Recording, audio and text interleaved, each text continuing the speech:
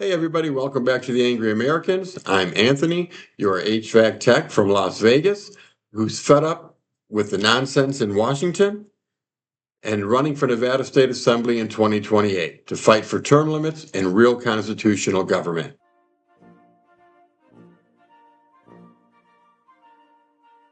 Today, we're going to do something a little different. We're going to hit on the positive note. So let's talk inspiration. In times that have felt divided, who are the politicians, especially the presidents, who brought Americans together, who sparked real patriotism and unity? Not fake unity that papers over problems, but the kind rooted in our founding principles: liberty, self-government, and we the people. First and foremost, the indispensable man, George Washington, the father of our country. He wasn't just a general, he was a unifier. After winning independence, he could have been king, but he chose service and warned about the dangers of division. In his farewell address in 1796, he said, "The unity of government, which constitutes you one people, is a main pillar in the edifice of your real independence. The support of your tranquility at home, your peace abroad, of your safety, of your prosperity, of that very liberty which you so highly prize." He told us the name American should mean more than any state or faction. Citizens by birth or choice, our country has the right to our affections. He saw factions and parties trying to tear us apart, and he said, "Put the Union first." Patriotism before partisanship. We should be Americans before we're Democrats, before we're Republicans, before we're independents. We are all Americans. Washington didn't even really want to be president.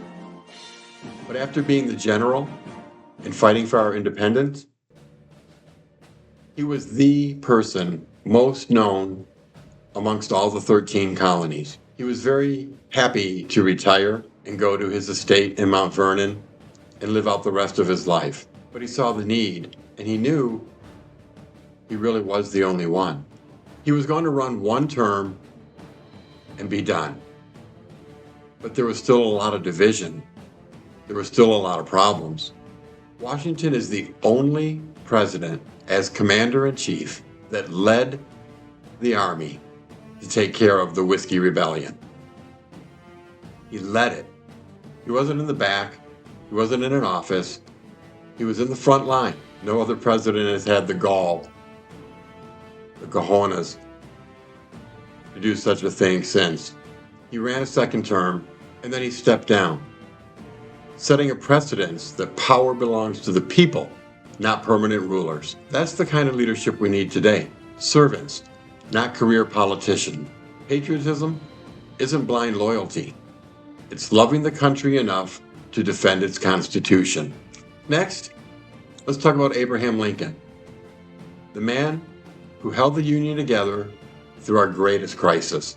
The Civil War tested whether this nation, conceived in liberty, could endure. Lincoln didn't inflame hate.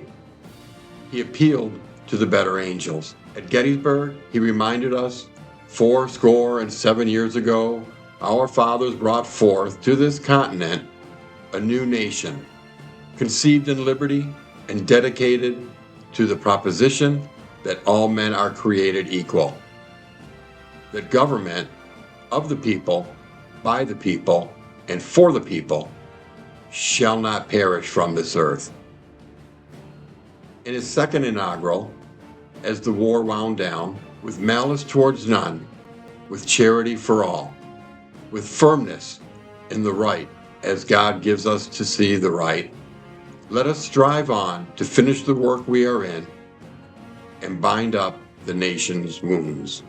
Lincoln fought to preserve the Union and the Declaration's promise. He showed that even in blood and division, Americans could remember our shared heritage and rebuild stronger. That's inspirational to us. Unity isn't ignoring problems. It's committing to the principles that make us one people. It's putting our country before ourselves.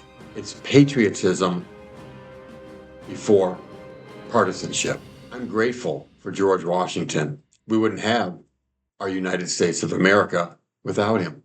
I'm grateful for Lincoln at that time, who mended division, who brought the nation together. Let's fast forward to the 20th century.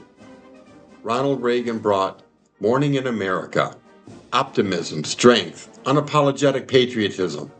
He reminded us that America is a shining city on a hill, a beacon of freedom. Reagan said, "True patriotism is an intelligent love of country and its ideals." He called on us to unite around liberty, not partisanship. In tough times, he quoted the founders and celebrated our military and exceptionalism. JFK said, "Ask not what your country can do for you. Ask what you can do for your country." Service and shared purpose. These leaders didn't pander. They inspired us to be better, to defend freedom at home and abroad. Patriotism like that built in the greatest nation on earth. Folks, these presidents showed us what's possible when leaders put America first. In our angry times, let's draw from their example. Cherish the Union, defend the Constitution, and love this country enough to fight for its principles.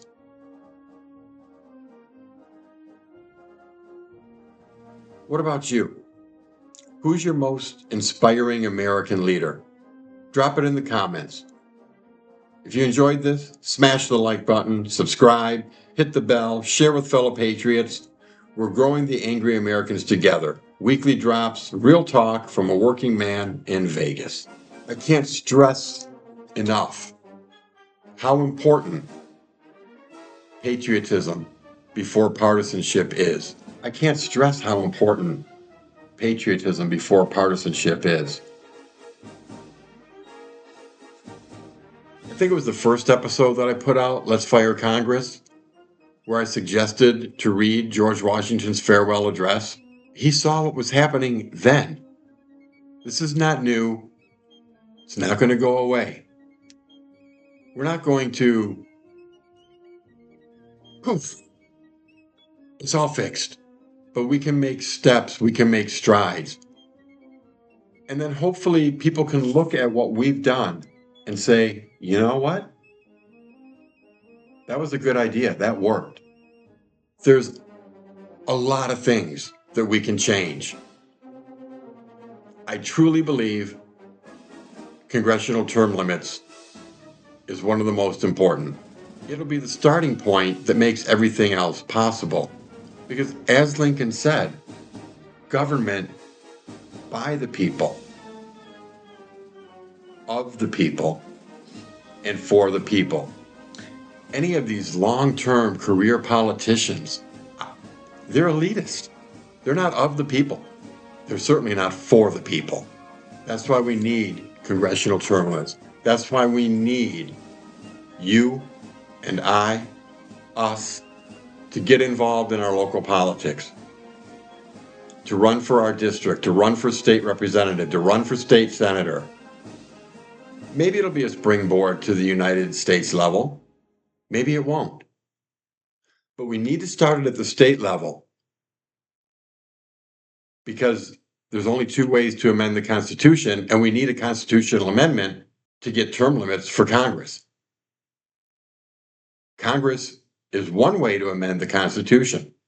They're not going to do it. The states is the second. So we know Congress is not going to do that. They're not going to create an amendment that limits their term. So the only other option is to do it from the states. Read George Washington's farewell address and read Article 5. It spells out constitutionally the two ways we can amend the Constitution. The second way is we the people. It's our time. It's our time for we the people to stand up and take back our country. Until next time, stay united, stay focused, and stay angry. We'll see you then.